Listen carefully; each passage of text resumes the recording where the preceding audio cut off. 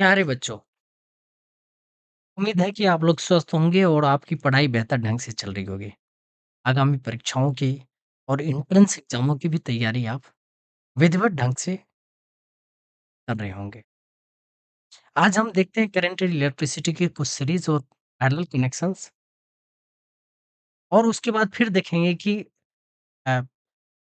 EMF के parallel और series connections जिसमें कि उसके इंटरनल रेसिस्टेंस को भी हम लोग कंसीडर करेंगे। चलिए शुरुआत करते हैं हम लोग। तो हम सबसे पहले करते हैं resistance in series. Resistance in series एक रेसिस्टेंस को हम लोग इस तरह से डिनोट करते हैं, right? Suppose that R1 R2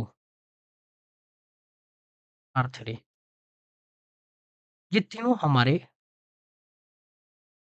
series में कनेक्टेड है किसी एक बैटरी से और इस बैटरी का जो पोटेंशियल डिफरेंस है दैट इज वी और इसके थ्रू जो करंट फ्लो कर रहा है ये positive terminal to negative terminal this direction में और करंट जो फ्लो हो रहा है that is the I current throughout the series connection. Okay, अब मैं आपको एक चीज कह रहा हूँ कि बताइए कि potential difference across the R1 क्या हो जाएगा। कंसीडर कर लेते हैं V1 और R2 के अक्रॉस पोटेंशियल डिफरेंस V2 और इसके अक्रॉस V3। तो हम सबसे पहले V1 की वैल्यू निकालेंगे। V1 क्या होता है?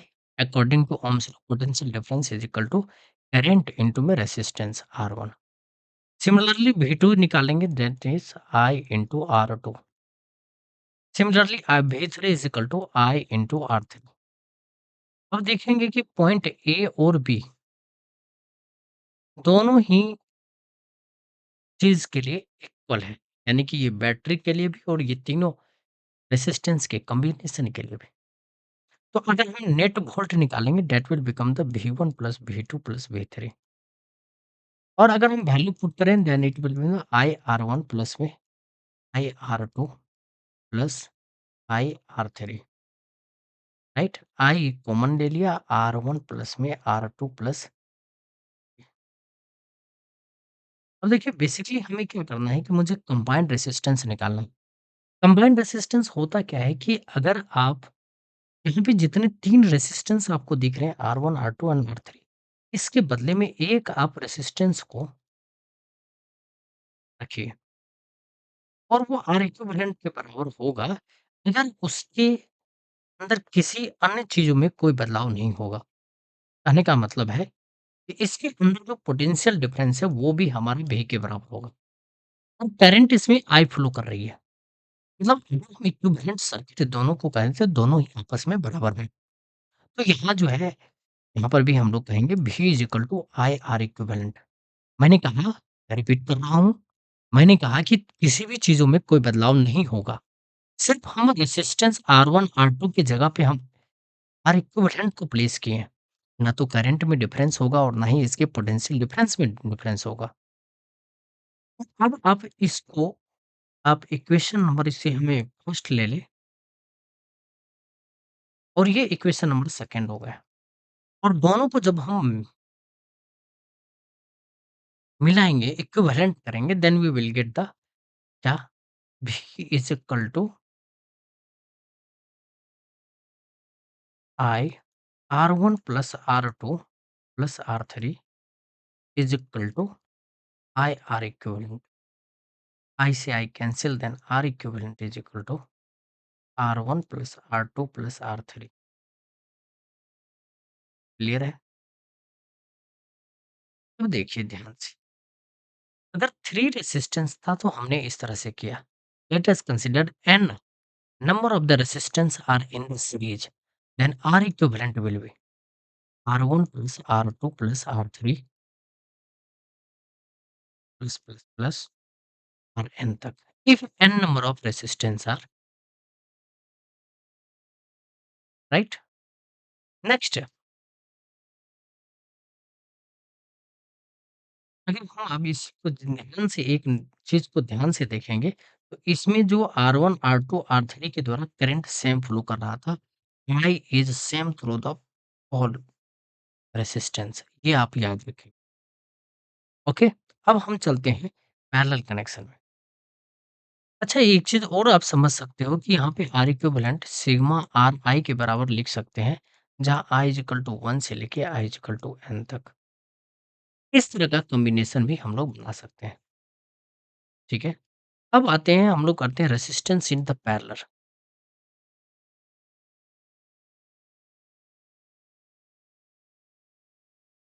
ये रेजिस्टेंस इन पैरेलल का मतलब है कि 2 या 2 से अधिक रेजिस्टेंस आपस में पैरेलल होंगे। कहने का मतलब इनके जो एंड होंगे आपस में कनेक्टेड होंगे, एक पॉइंट पे मिलते होंगे। Suppose that R1, R2, R3 ये 3 रेजिस्टेंस हैं,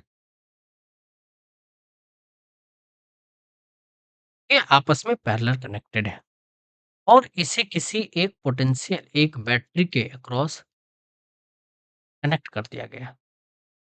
आप देखेंगे कि तीनों के एंड पॉइंट सेम है।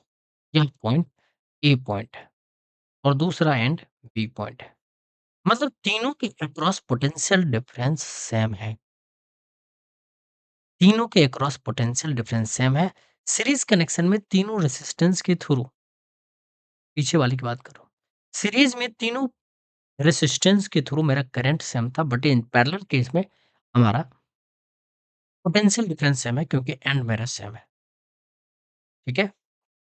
सपोज दैट इसकी पोटेंशियल डिफरेंस भी है और करंट आई फ्लो कर रही है और R1 के थ्रू I1 करंट, इसके थ्रू I2 करंट और ये I3।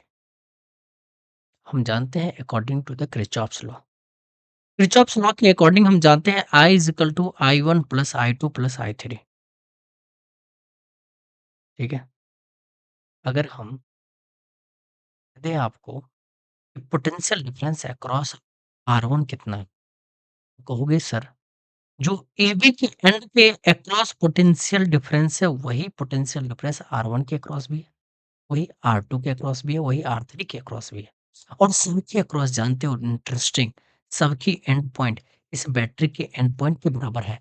इसका मतलब यहाँ पर भी पोटेंशियल डिफरेंस अक्रॉस सभी के भी है। तो आप मुझे एक बात बताओ, करंट निकालना है I1, क्या करोगे? Potential difference divided by R1 V is equal to IR, Ohm's law के थ्रू निकाल लिया। सिमिलरली I2 निकालना है, क्या करना? V अपॉन में R2। फिर I3 निकालना है, मुझे क्या करोगे? V अपॉन में R3। इस तीनों ही इक्वेशन को यहाँ पे रखोगे, then I is equal to V upon R1 plus V upon R2 plus V upon R3। Common ले ले कि 1 अपॉन में R1 plus 1 upon R2 plus 1 upon R। Okay, ये समझ में आया? ये इक्वेशन नंबर फर्स्ट ले लिया। इसे देखिए, इक्विवेलेंट रेजिस्टेंस वह रेजिस्टेंस है जो R1 और R3 के बदले में प्लेस कर दिया गया, यानी तीनों के बदले में प्लेस कर दिया गया। ये R इक्विवेलेंट है। लेकिन करंट या फिर पोटेंशियल डिफरेंस में कोई भी अंतर नहीं होगा। वही होता है मेरा इक्विवेलेंट सर्किट। इक्विवेलेंट सर्किट में आप जिस रेजिस्टेंस को आप इक्विवेलेंट चेंज कर रहे हैं, यानी R1, R2, R3 के बदले में R इक्विवेलेंट प्लेस करेंगे और वो इस तरह से बदलेंगे कि ना तो पोटेंशियल डिफरेंस में कोई अंतर आए और ना ही करंट के मैग्नीट्यूड में कोई अंतर आए। मतलब करंट अभी भी मेरा आ ही फ्लो कर रहा है, पोटेंशियल डिफरेंस अभी भी है। अगर हम ओम्स लॉ के थ्रू देखिए करंट निकालने के लिए कोशिश करें, then V upon R equivalent हो जाएँगे। कैन यू टेल मी, अगर मैं इक्वेशन इसे फर्स्ट मानो इसे सेकंड कर दूँ और फर्स्ट और सेकंड को दोनों इक्वल करके देखते हैं कि मुझे क्या आंसर आता है। देखो, दोनों ही केस में करंट मेरा सेम है। एक में आया V 1 upon R1 plus 1 upon R2 plus 1 upon R3 और ये क्या आया? सेकंड वाली इक्वेशन में क्या था? V अपॉन में R equivalent. Can you tell me? V से V कैंसल कर दूँ? Then 1 by R equivalent is equal to 1 upon R1 plus 1 upon R2 plus 1 upon R। These are the basic concept. समझ गए? अगर n number of the equivalent number resistance parallel में हो, तो क्या होगा? 1 by R equivalent is equal to 1 by R1 plus 1 by R2 plus 1 by R3। ये n number में 1 बाय R, ठीक है? आप ये कह सकते हैं 1 by R equivalent is equal to sigma 1 by Ri, where I is equal to 1 to n। Is it clear और नॉट? चलिए इसमें आप एक एक स्पेशल केस लीजिए। स्पेशल केस कहने का मतलब है कि हमारे पास 2 ही रेजिस्टेंस है और इसमें मुझे पैरेलल निकालना है, इक्विवेलेंट निकालना है। ये एक सर्किट दे रखा है, इसमें R इक्विवेलेंट निकालना है,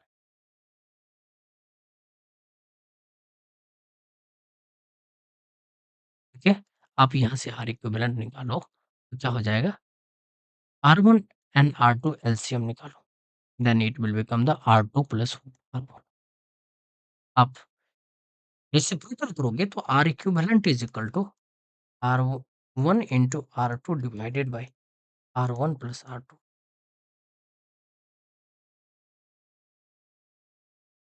ठीक है?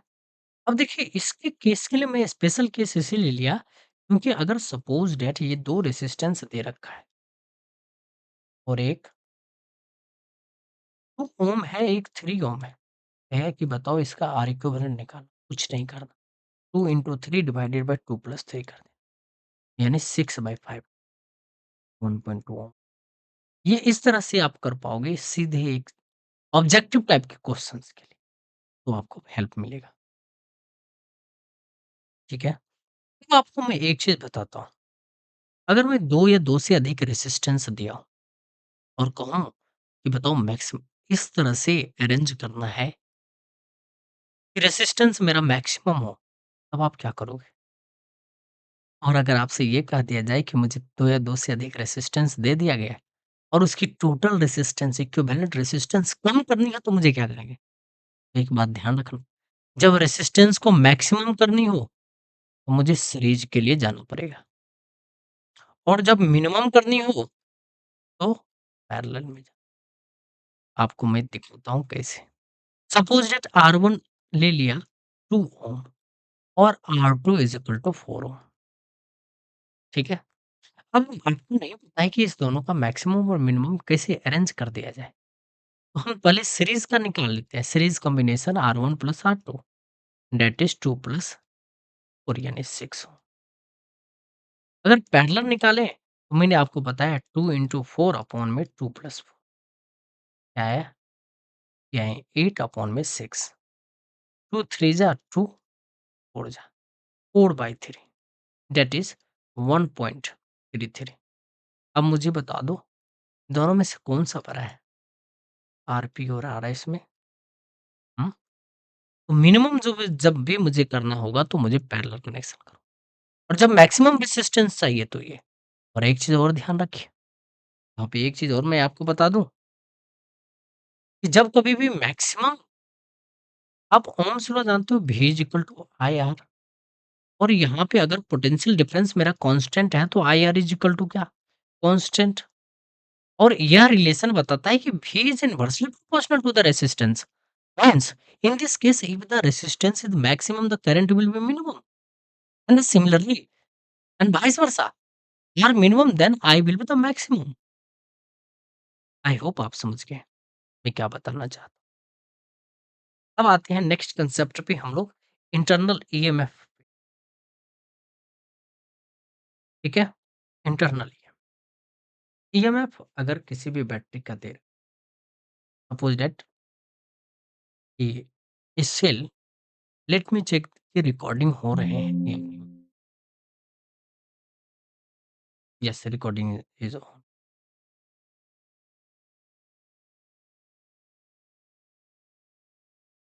ओके,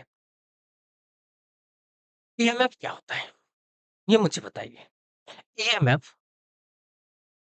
किसी भी सेल का मैक्सिमम एनर्जी हो रहा होता है, मैक्सिमम एनर्जी है, जिस समय में कोई करंट फ्लो नहीं कर मतलब कोई सेल ले लिया और उसके थ्रू कोई भी करंट फ्लो नहीं करा रहा है, तो उसकी जो पोटेंशियल डिफरेंस होगी मैक्सिमम होगी और वही ईएमएफ के बराबर होगा। लेकिन जैसे ही करंट फ्लो करना शुरू हो जाएगा, तब जो हम पोटेंशियल तब हम जो पोटेंशियल डिफरेंस लेंगे वो ईएमएफ नहीं होगा, समझ गए? वो टर्मिनल पोटेंशियल डिफरेंस हम उसको टर्म देते हैं। सपोज दैट कोई एक बैटरी है, कोई ईएमएफ है, उसका मैं इस तरह से डायग्राम बनाता हूँ कि कोई अगर ईएमएफ है, मीन्स बैटरी है, सेल है, राइट? इससे हम एक आर रेजिस्टेंस कनेक्ट कर ओके, आर रेजिस्टेंस कनेक्ट इस बैटरी का ईएमएफ ये है, इंटर इंटरनल रेजिस्टेंस आर है और यहाँ पे इसके पोटेंशियल डिफरेंस मेज़र करने के लिए across the battery, across the cell हम एक वोल्टमीटर लगा देते हैं। एक हम वोल्टमीटर यहाँ पे लगा देते हैं। That is the V। यह V पोटेंशियल डिफरेंस रीड करेगा। ओके? अब मुझे बताइए, यहाँ से आपको एक चीज़ दिख रहा है। मैं अगर कहूँ कि बताओ कि ये पूरी ही इक्विवेलेंट रेजिस्टेंस बताओ कितना? तो ये देखोगे R है और यहाँ पर भी जो ये जो बैटरी है, इसकी भी रेजिस्टेंस R है, तो R इक्विवेलेंट कहोगे? सर कैपिटल R प्लस अगर मैं कहूँ कि बताओ कि what is the value of the magnitude magnitude of the current I की वैल्यू आपसे पूछना है, कहोगे सर पोटेंशियल डिफरेंस यानी मैक्सिमम अभी जो दे रखा है, डिवाइडेड बाय कितना? R equivalent that is E upon R। इतने amount of the current flow करेगा, राइट? और जब इतनी अमाउंट ऑफ करंट फ्लो करना शुरू करेगा, तो मुझे बताइए कि यहाँ जो बैटरी है, बैटरी इस सेल है, इसके अक्रॉस ईएमएफ क्या होगा? तो पोटेंशियल डिफरेंस क्या होगा?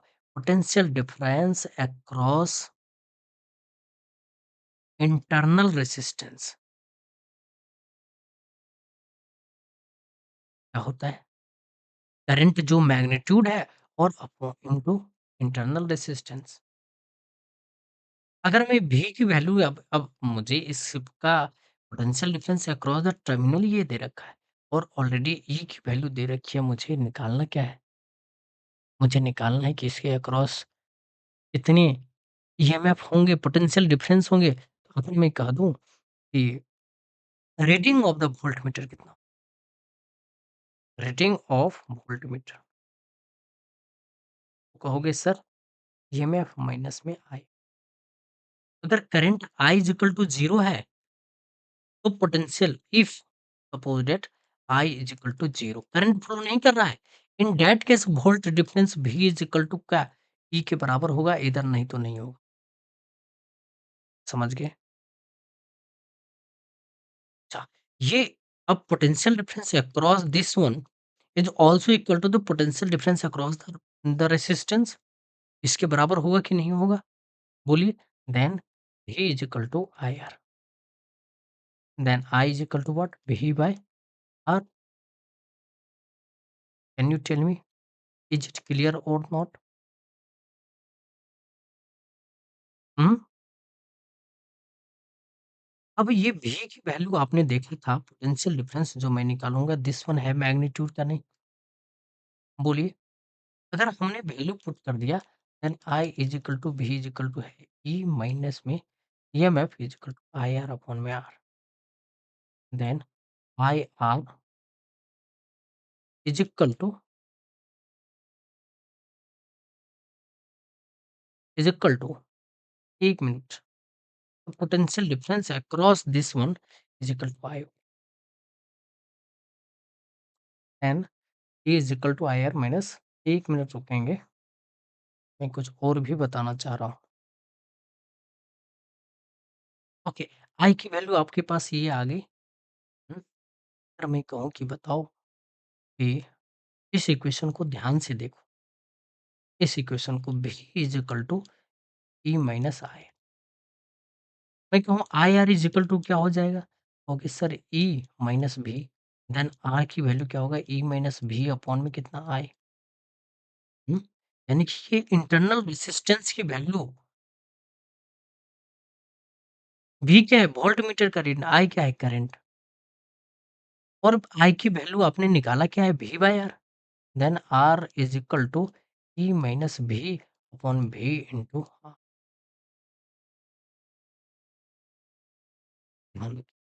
मैंने ये निकाला क्यों है? क्योंकि मुझे रिलेशन निकालना है, किसके किसके across, E and R, E and R का रिलेशन निकालना है। और क्या है? भी एंड आर के अक्रॉस, एंड भी एंड, ठीक है। आप एक चीज जानते हो कि EMF of a cell is independent of the external resistance. ये इंटरनल एक्सटर्नल रेसिस्टेंस है और ये पोटेंशियल डिफरेंस मैक्सिमम है, तो दोनों का दूसरे एक दूसरे से कोई रिलेशन नहीं है। इसीलिए जब कभी भी इसे ग्राफ में ड्रॉ करेंगे तो ये एक स्ट्रेट लाइन आएगा, बिकॉज एक दूसरे से बिल्कुल ही इंडिपेंडेंट है। ओके, सेकेंड इक्वेशन आपने पढ़ा कि भी एंड आर, ये क्या होगा? तो आपने अभी जस्ट देखा था V is equal to E minus में I R, means I R. यही लास्ट में ड्राइव किया था। आई की वैल्यू क्या होती है? मुझे बताओ। आई इज इक्वल टू भी अपॉन में आर इंटू आर। अब ये दोनों का रिलेशन देख रहे हो, इनवर्स रिलेशन। तो इस केस में हमारा जो इक्वेशन होगा कुछ इस तरह से, भी एंड आर क्या है? ई के बराबर होगा। हम्म, और यहाँ से यहाँ पे ऐसा टोट हो जाएगा। नेक्स्ट है भी एंड आई के बीच में, 1 मिनट, यहाँ पे भी एंड आई के अक्रॉस में, राइट। तो आपने अभी जस्ट पढ़ा था क्या? भी is equal to E minus में आई स्मॉल आर। भी और आई का रिलेशन देख सकते हो क्या? भी इज इक्वल टू, आप ऐसे लिख सकते हैं minus I R plus E. अब Y is equal to M X plus C is intercept, right. Then आप ये देखो, भी और यहाँ पे आर, ये वेरिएबल है, और वाई इंटरसेप्ट इज ई, तो यहाँ पे वैल्यू ई होगी, और नेगेटिव है minus I, this one, right. और जो ये पॉइंट कट करेंगे that will be the E Y. अच्छा, ई यहाँ पे क्या? आई का रिलेशन है, this one with the I. Okay, चलो नेक्स्ट करते हैं हम लोग series combinations of the internal resistance. इसमें लिखेंगे ग्रुपिंग ऑफ टू अनआइडेंटिकल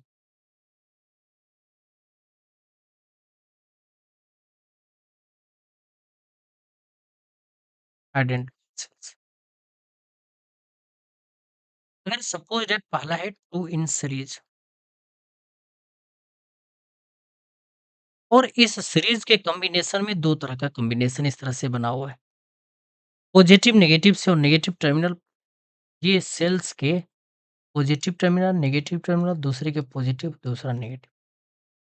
अगर इसका ईएमएफ ई1 है और इसका इंटरनल रेजिस्टेंस R1 है, और इसका E2 है और इंटरनल रेजिस्टेंस R2 है, तो पोटेंशियल डिफरेंस अक्रॉस निकालना है।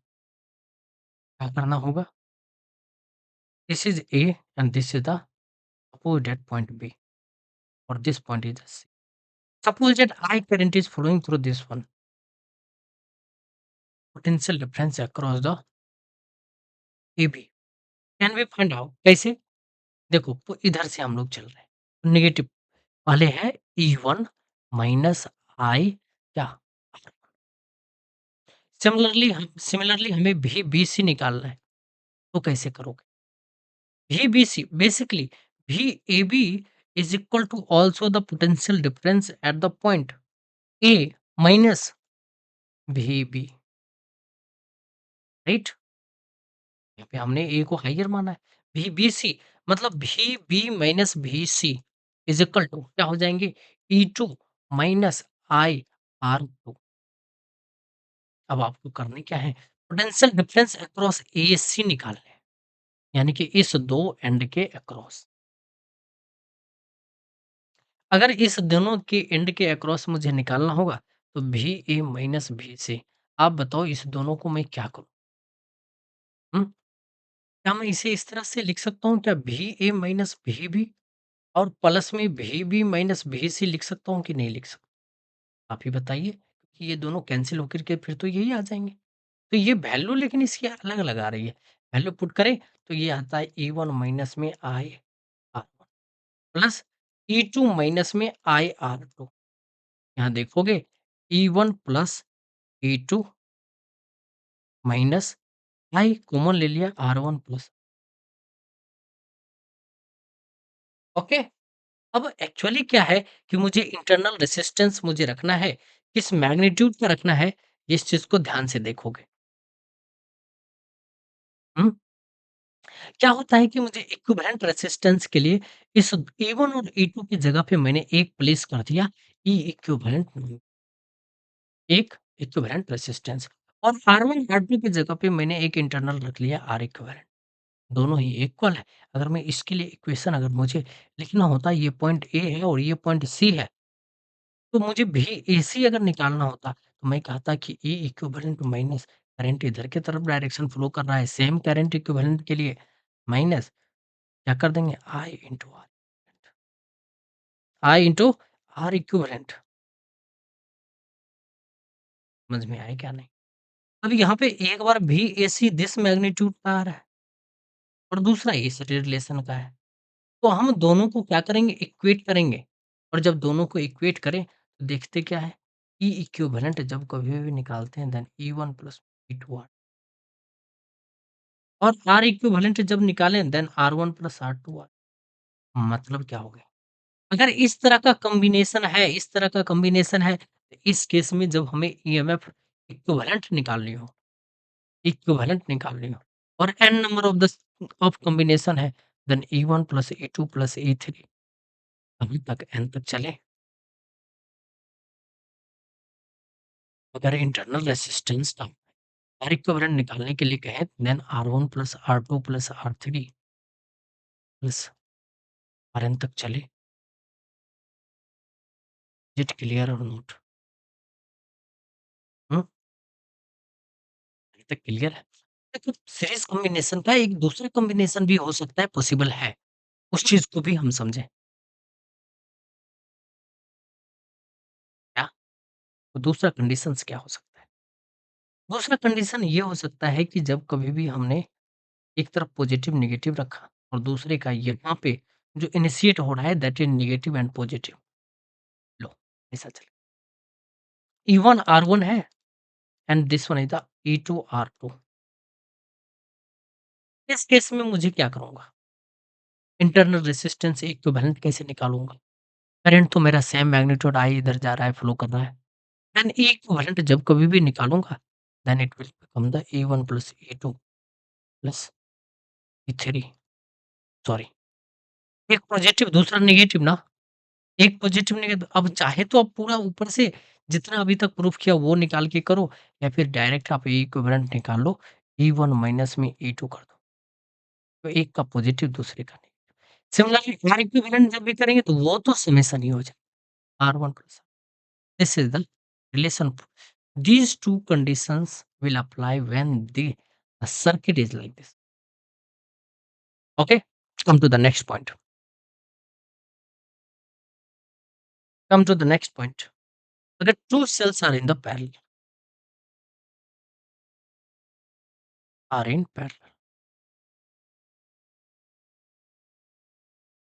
इस केस में क्या हो जाए? देखो,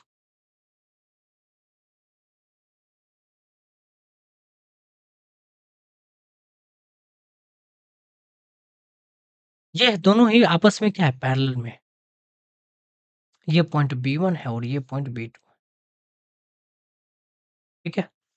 और इसकी एक का पोटेंशियल डिफरेंस E1 और R1 है इंटरनल रेजिस्टेंस, दूसरे का E2 R2 है। ध्यान देने की बात है कि दोनों के अक्रॉस में पोटेंशियल डिफरेंस मेरा सेम होगा।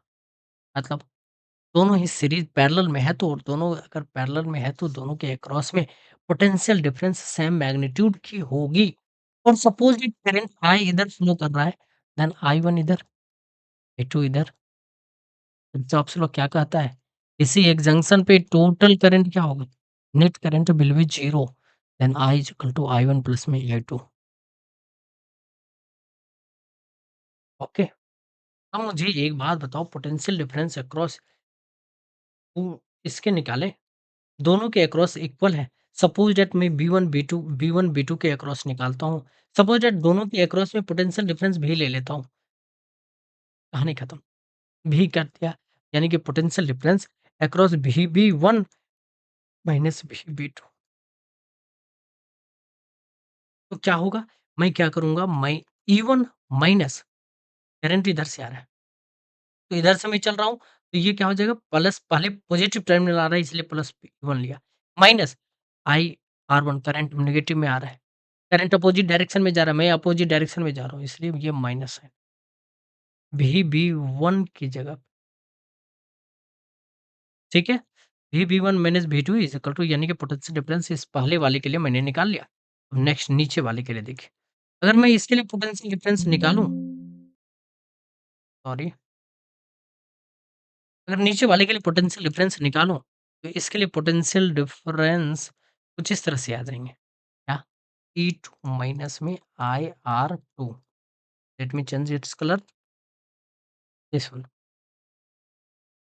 इस वाले रिलेशन से आप मुझे एक चीज़ बताओ, अच्छा ये करंट I1 है और ये I2 है। I1 की वैल्यू निकालनी, क्या करोगे? बता सकते हो? पोटेंशियल डिफरेंस भी तो दोनों में ही इक्वल है ना? तो मैं ये करूँ, V इज़ माइनस, ऐसा करता हूँ, रुक जाइए। I1 R1 is equal to E1 minus में V, और I1 is equal to E1 minus V upon में R1।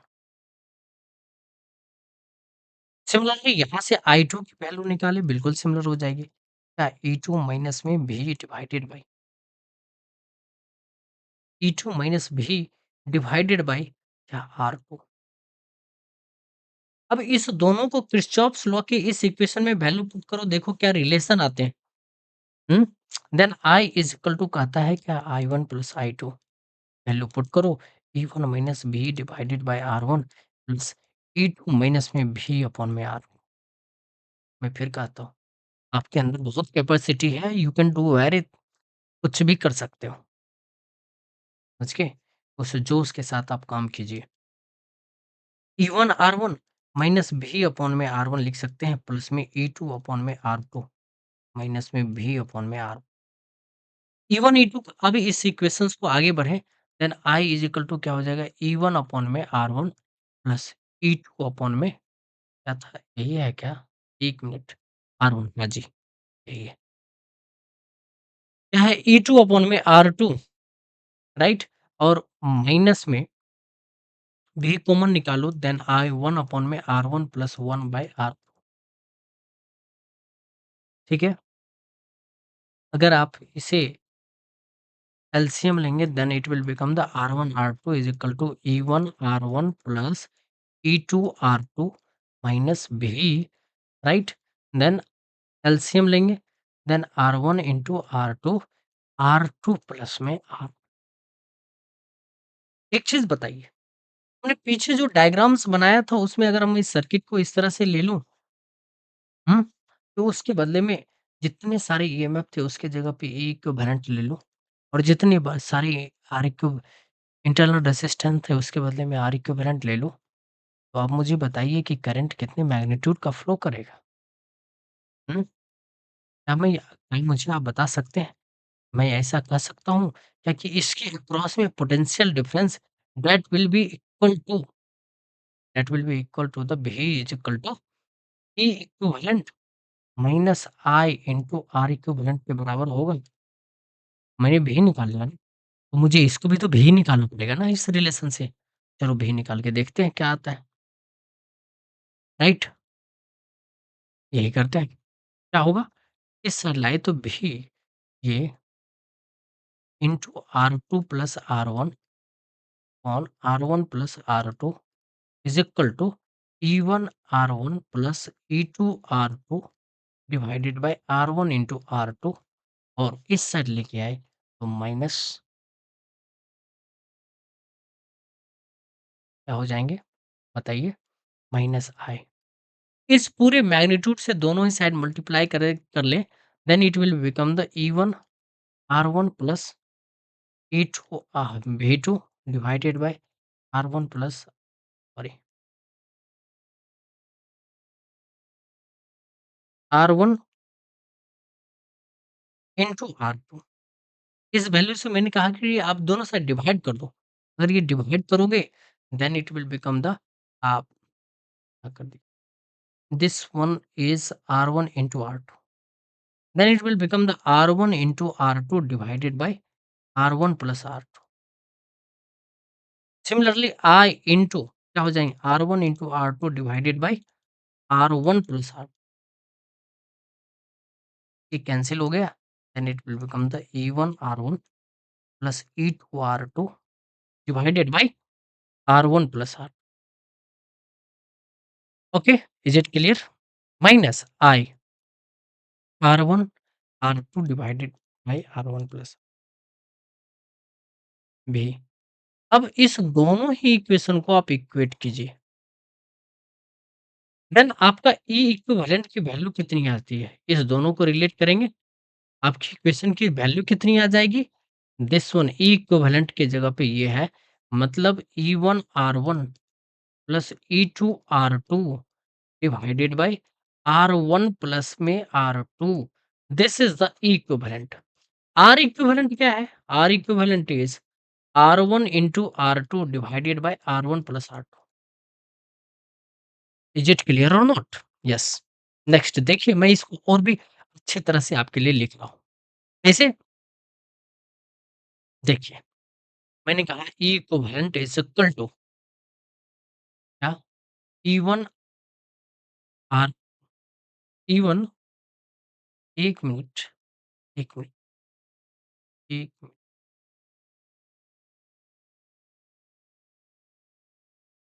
Is it okay doing something wrong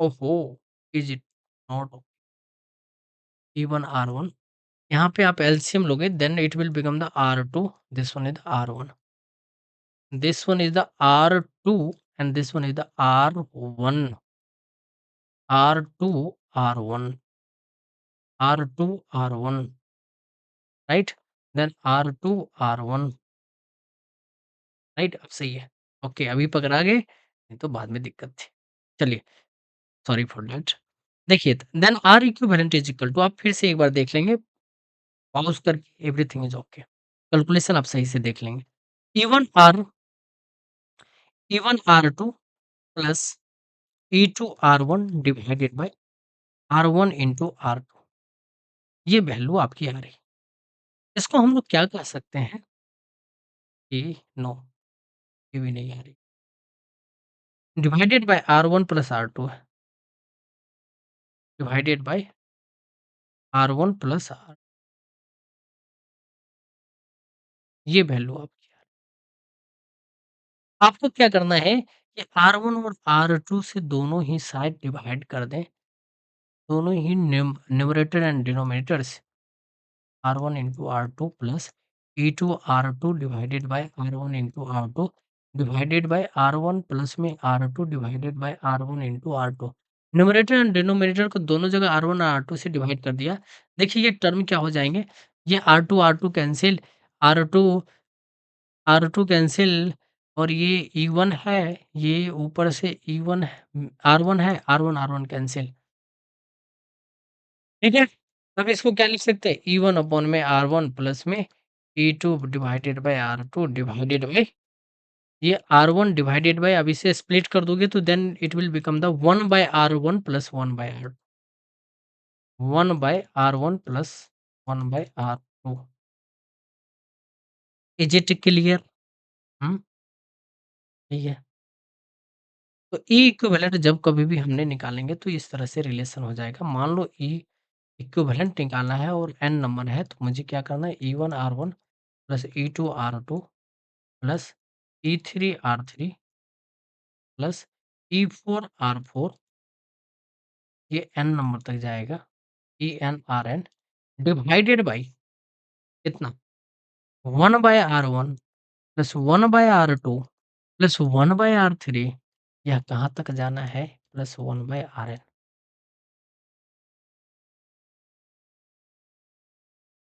okay. एक टर्म मेरा छूट रखा है जो कि आर इक्विवेलेंट मैंने बताया। अब आर इक्विवेलेंट के लिए रिलेशन देखिए, तो आर इक्विवेलेंट इसके केस में क्या हो जाएगा R1 into R2 divided by R1 plus R मैं चाहूँ तो इसे इस तरह से लिख सकता हूँ R1 इज इक्वल टू ऐसे कर लेता हूँ।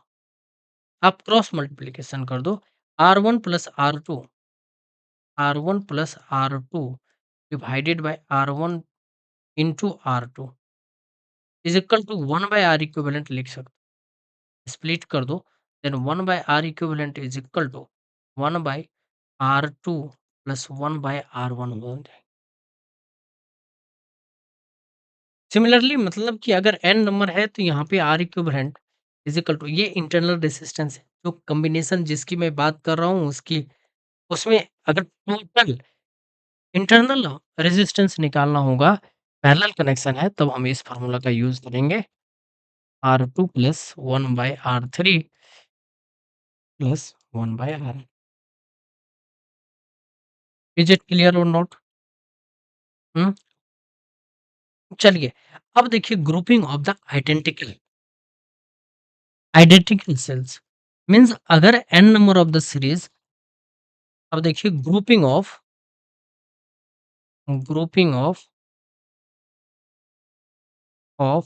Number of identical cells last topic है आइडेंटिकल सेल्स फर्स्ट में हो गया अगर सीरीज कॉम्बिनेशन है कहने का मतलब इस तरह से कॉम्बिनेशन है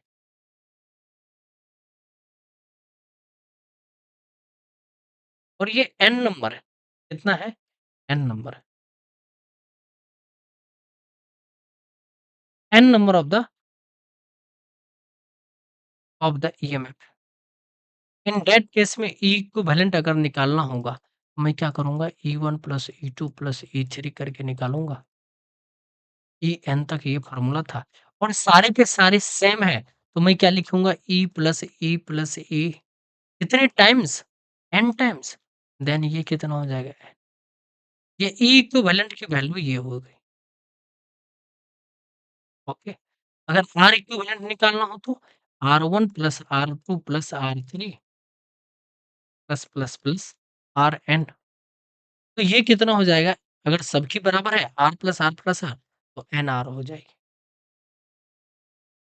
समझ में आएगा कि नहीं अगर मुझे करंट निकालना हो करंट क्या होता है ई इक्विवेलेंट अपॉन में टोटल रेजिस्टेंस ये आर है यहाँ पे एन नंबर ऑफ रेजिस्टेंस तो एन आर हो जाएगा तो E equivalent divided by total resistance that is R plus N R E equivalent तो आपको ई है मतलब E equivalent is equal to n E है R equivalent R plus N R ठीक है ये आपका सीरीज कॉम्बिनेशन में हो गया कि अगर एन नंबर जो है सो सीरीज में कम अगर ये पैरेलल में होता यानी कि पैरेलल ऑफ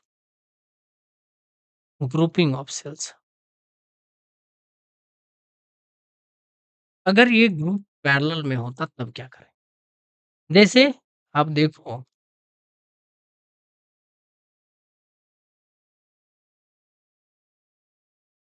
ये इस तरह से n नंबर है जो कि कनेक्टेड है पैरेलल में, ओके? सबकी इंटरनल रेजिस्टेंस ER है, ER है और इससे एक एक्सटर्नल रेजिस्टेंस कनेक्टेड है that is of the R magnitude. तो मुझे बताओ कि 1/R पैरेलल पहले निकालना होता था, क्या करते थे? 1/R plus 1/R plus 1/R यही R इक्विवेलेंट इंटरनल रेजिस्टेंस का इक्विवेलेंट बना था। तो ये अगर n नंबर है, n टाइम्स है, तो 1/R equivalent is equal to n/R हो जाएगा। Then suppose that m times है, तो m कर देंगे, इसमें क्या है? m ले लूँ, बेहतर रहेगा? चलो m ले लेता हूँ। 1 का n लिया तो दूसरा m ले लेता हूँ। सपोज़ दैट m टाइम्स है, पैरेलल में m टाइम्स है, तो ये हो जाएगा m/n यानी Rp इज़ इक्वल टू हो जाएगा R/m। देख रहे हो यहाँ पर भी बता रहा है कि मेरा रेजिस्टेंस क्या हो गया? कम हो गया, क्योंकि डिवाइड हो गया। ओके, अब इसके इक्विवेलेंट सर्किट में मैं क्या करूँगा, इस सारे ऊपर वाले को हटा कर के मैं चाहूँ तो R/m प्लेस कर दूँ और यहाँ पे एक्सटर्नल R है, तो टोटल मुझे रेजिस्टेंस निकालना होगी मतलब R इक्विवेलेंट निकालना होगा टोटल सर्किट का, देन R प्लस में R/m हो जाएगा। इज़ इट क्लियर और नॉट? अच्छा, अगर मुझे ईएमएफ निकालना है टोटल इन दैट केसेस, तो क्या हो जाता है कि अगर हम पैरेलल में ऐड करते हैं, पैरेलल में ऐड करेंगे तो ईएमएफ के बराबर हो जाता है इक्विवेलेंट रेजिस्टेंस। समझ गए? एक का ईएमएफ दूसरे के बराबर यानी पोटेंशियल डिफरेंस सबका बराबर ही है, आप सोच लो ना, सबके पोटेंशियल बराबर। तो जो internal resistance that is the M है, तो टोटल जो मेरा करंट होगा, करंट मैंने क्या बोला पोटेंशियल डिफरेंस तो ई है और टोटल का आर इक्विवेलेंट कितना है? आर प्लस में आर बाय क्या हो जाएगा एम ई अप में आर प्लस आर। जब कभी भी पैरेलल में कॉम्बिनेशन होगा, in case of the parallel equivalent resistance of the parallel combination of the cells is equal to the EMF of the one cells। समझ गए? Equivalent resistance क्या होगा? सेम हो जाएगा। मैं ऐसे बता सकता हूँ, आपको लग रहा होगा कि देखो यहाँ पे क्या है E1 plus R1 plus E2 R2 इस तरह से है और आपको मैंने बताया था क्या होता है divided by R1 plus R2 करके फ़ॉर्मूला था। E1 R1 plus E1 R2 E2 R1 इस तरह से और divided by R1 plus R2 ऐसे फिर से लिख देता हूँ। ये दिस वन ई इक्विवेलेंट जब कभी भी हम लोग निकालते थे, क्या करते थे E1 into R2 plus E2 into R1 divided by R1 plus R2। Suppose that E बराबर है और R बराबर है। ई आर प्लस में ई आर अपॉन में 2R हो गया। यहाँ पे 2ER divided by 2R, R cancel cancel, तो यही मैं बोला इक्विवेलेंट ई के बराबर होगा। अब 3 का भी कॉम्बिनेशन ले लो तो भी आपका यही आने वाला है। ओके? तो इसलिए मैंने कहा कि जब कभी भी पैरेलल कनेक्शन होता है, उसके बीच में जो ए इक्विवेलेंट निकालेंगे, वो हमेशा ही ई के बराबर होगा। चलिए, आपके क्लास नोट्स में भी होगा, ये चीज़ मैंने आपको बता रखा। तो चलिए mixed grouping that is the last topic. Mixed grouping कहने का मतलब है कि अगर इस तरह से ये n number of the combination in series में है और ये m पैरेलल में है, समझ गए? इसलिए मैंने पीछे में m ले लिया था कि चीज़ सेम रहे, कांसेप्ट सिमिलर रहे।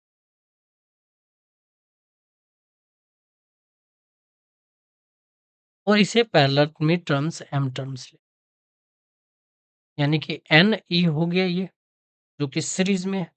मतलब कहने का मतलब है कि n सेल इन सीरीज है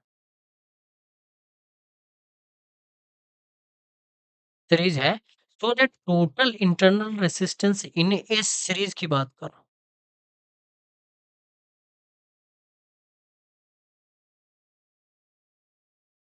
ये तो कितना होगा R N R plus R plus R plus R, R plus R plus R plus R कितने टाइम्स? N times? तो कितना हो जाएगा एन आर भाई। अगर एम रो है पैरेलल का, मुझे बताइए, ये इसके जगह पे मैं चाहूँ तो एन आर लिख सकता हूँ क्या? लिख दिया। एन एन आर लिख दिया।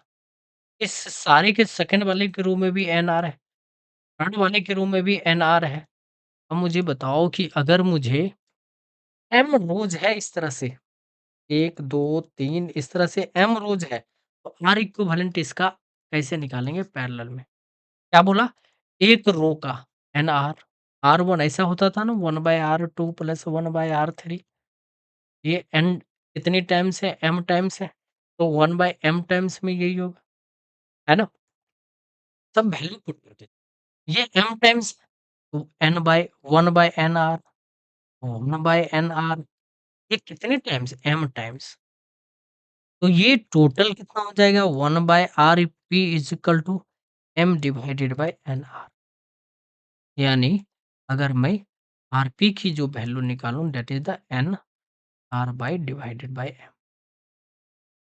इज इट क्लियर और नॉट? यहाँ तक क्लियर है?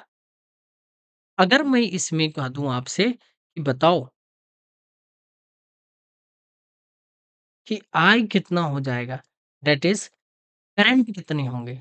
कहोगे क्या? सर इफेक्टिव टोटल रेजिस्टेंस मुझे बता सकते हो आप सर्किट? ये तो पैरेलल में आ गया, हुँ? और इस पैरेलल के अक्रॉस मुझे ये तो पैरेलल में आ गया, इसका कॉम्बिनेशन, इसका इक्विवेलेंट ये निकालो। अब इसका इक्विवेलेंट एक सर्किट और ले लेता हूँ। Suppose that is R equivalent parallel करके आया तो that is n R by m आ गया और इससे मैं एक एक्सटर्नल जोड़ दूँ। तो आर इक्विवेलेंट निकाल सकते हो क्या? हुँ? सीरीज में आ गया ना? आर प्लस में N R divided by M, right? I is equal to क्या होगा? ई इफेक्टिव अपॉन में टोटल रेजिस्टेंस। ई इफेक्टिव की वैल्यू कितनी हो जाएगी? एन ई देख रहे हो, आपने निकाला होगा। यहाँ पे बोला एन ई और एन ई एक रो का आया तो पैरेलल में आप कितना भी कनेक्शन कर लो, या सीरीज के बराबर होता है, पीछे कंसेप्ट बता रखा है। और टोटल रेजिस्टेंस हो जाएगा R plus N R by, ठीक है? समझे? जब आप इसे सिंप्लीफाई करोगे then it will become the I current की वैल्यू हो जाएगा M N E divided by M R plus N R. एक चीज ध्यान दीजिए, एम एन क्या है? M is a total number of resistance whether parallel and the, सोचिए ना, अगर मैं कह दूं कि ये रो है, ये कॉलम बना रखा है, ये एन है और ये एम नंबर ऑफ द रोज, तो टोटल नंबर कितना होगा? एम इंटू एन हो गया ना। सिमिलरली ये निकाल, हो सकता है कि क्वेश्चन में टोटल नंबर ऑफ रेसिस्टेंस दे रखा और ये पैरेलल हो गया, इतने को इतना नंबर ऑफ पैरेलल रेसिस्टेंस लगा दिया गया, ये इतना नंबर ऑफ द सीरीज लगा दिया, तब आप आई इक्विवेलेंट निकालिए, ठीक है? और आप एक चीज ध्यान से सुनिए, आई कब मैक्सिमम होगा? आई जब मैक्सिमम होगा तो M R plus N R क्या हो जाएंगे? ये सॉरी एन आर यह मिनिमम होगा,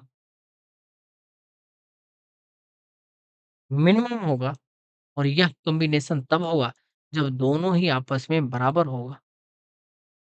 आप मुझे चैट बॉक्स में लिख के बताएँगे कि यह क्यों होगा, ठीक है? और यहाँ से R की वैल्यू जब कभी भी निकालेंगे, अन R बाय M, यानी कि जब कभी भी करंट इस जो मिक्स्ड वाले में लिया है, उसमें अगर मैक्सिमम करंट फ्लो करना है, करंट मैक्सिमम फ्लो करना है, तो एक्सटर्नल रेजिस्टेंस इसके बराबर होगा, जहाँ पे N है number of EMF connected in the series, M है नंबर ऑफ रोज़, राइट? और उसमें मैक्सिमम करंट फ्लो करेगा और उसमें एक्सटर्नल रेजिस्टेंस इतने मैग्नीट्यूड की होनी चाहिए। चलिए, उम्मीद करता है कि अगर आप यहाँ तक देख रहे हैं तो आप एन्जॉय कर रहे हैं। आप अपने दोस्तों की भी ज़रूर शेयर कीजिए और आपने एग्ज़ाम में बहुत सारी चीज़ें हो सकता है कि इसमें आपको पहली बार देखने को मिला हो या फिर आप कई बार पढ़ रखे हों, तो कमेंट बॉक्स में ज़रूर बताइए। मिलते हैं अगले सीरीज़ में, अगले एपिसोड के साथ। तब तक के लिए पढ़ते रहिए और खुशियाँ बाँटते रहिए। जय हिंद, जय भारत।